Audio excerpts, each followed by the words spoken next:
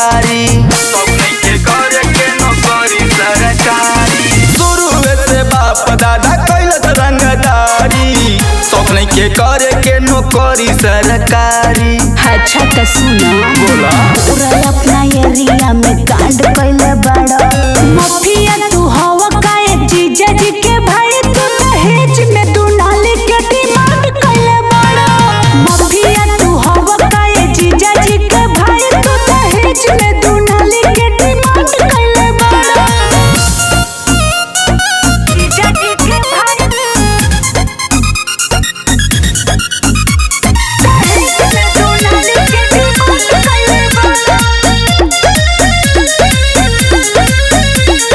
सुनीला की दिन से ज्यादा घूमेला तू रात में, आदमी से बेसी बंदूक आई बारात में, आदमी से बेसी बंदूक आई बारात में। अरे सुनीला की दिन से ज्यादा घूमेला तू रात में, आदमी से बेसी बंदूक आई बारात में।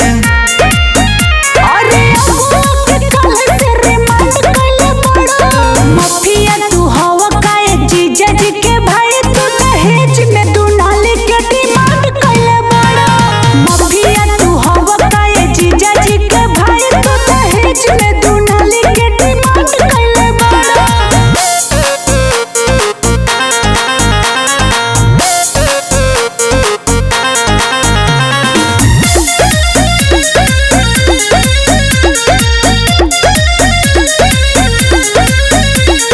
चलल हटे पता की हवाया पराधी, मन बात कर ना तो जन कर शादी, मन बात कर ना तो जान कर शादी। हाँ चलल हटे पता की हवाया पराधी, मन बात कर ना तो जन कर